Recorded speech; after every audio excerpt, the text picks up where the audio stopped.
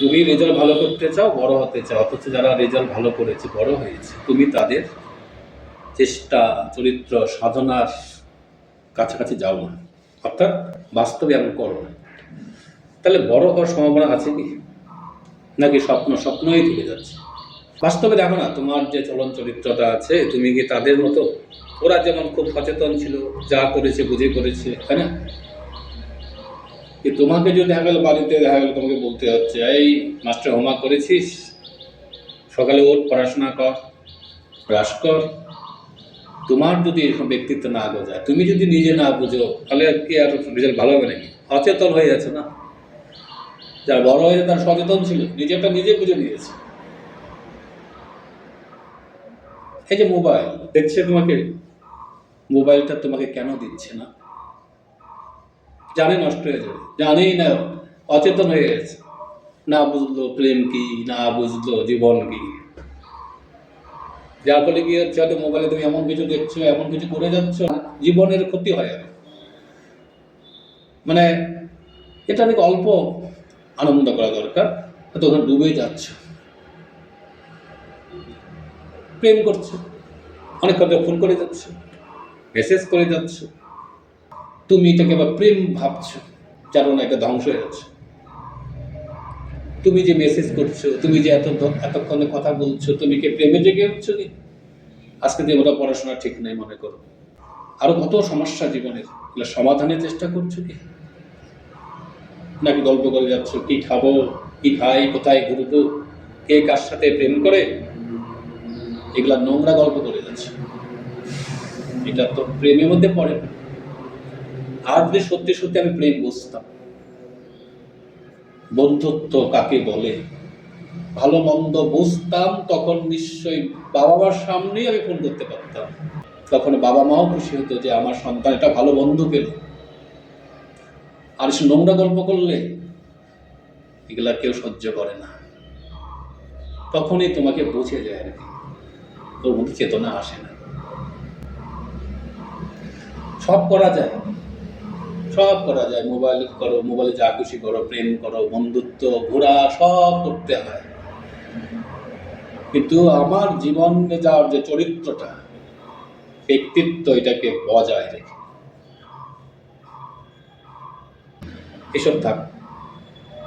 এবার আরেকটা কথা বলি, যারা জীবনে বড় হয়েছে দেখবে তারা কিন্তু কম চেষ্টা করে না। ওদের সাধনা দেখলে তুমি অবাক হয়ে যাবে, এত কি করে পেরেছে। তারা যেহেতু ব্যক্তিত্বে ছিল, তারা নিশ্চয় সব চেষ্টা করেছে। মানে এতটাই ব্যক্তিত্ব, মানে ধরো দুইজন পরীক্ষা দিচ্ছে একসাথে, তো খাতা একসঙ্গে থাকলে দেখবেন ওর কথা। লজ্জা, ব্যক্তিত্বে লজ্জা, তাদের লজ্জা বোধটা ছিল।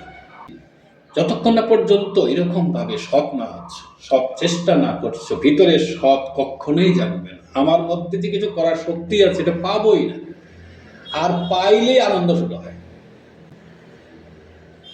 তুমি যখন একটা যে সঠিক বুঝতে চাবে, তখন যে এটা উপলব্ধি করছো, তখনই আমি নিজের মধ্যে সৎকে উপলব্ধি করি।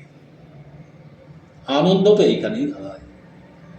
আমার মধ্যে অসৎ, জড়তা আছে, ফাঁকিবাজি, এখান থেকে যখন উঠে আসি, আনন্দ এইখানেই হয়। এমনকি আজকে তুমি যে উল্টাপাল্টা ঘুরে বেড়াচ্ছ, এখান থেকে উঠে আসা আনন্দ। এটাকে প্রকৃতির চলনা বলা হয়, সবারই আছে, তুমি না, বড়রাও এই চলনার শিকার। আর এই চলনা শিকার বলে আজকে শুধু টাকা, গাড়ি বাড়ি, মান ছাড়া মানুষ বুঝে না, অথচ সবাই জানে এখানে কিছু নাই। তা সত্য ডুবে আছে কেন? অচেতন। তুমি যখন কিছু করছো এই উদ্দেশ্যে, যাবো অচেতন। এবার যদি বোঝো, তখন পরিষ্কার জানবে এটা কি উদ্দেশ্য, নট টাকা, নট মান। কি উদ্দেশ্য, এটা দিয়ে কিছু করবো আমি, জীবনে কি কাজে লাগানো যাবে, এইভাবে বোঝা। তখনই প্রশ্ন জাগে, তখনই ছাত্র মাস্টার প্রশ্ন করে, এটা দিয়ে কি হয়। এখন দেখা তুমি যে থিওরিটাই ভালো করে হয়তো বোঝার মধ্যে প্রশ্ন করো না, তো যেমন অন্যান্য প্রশ্ন কখন করবে। মোট কথা এইভাবে যদি জেগে উঠতে পারো, তবেই বড় হওয়ার সম্ভব।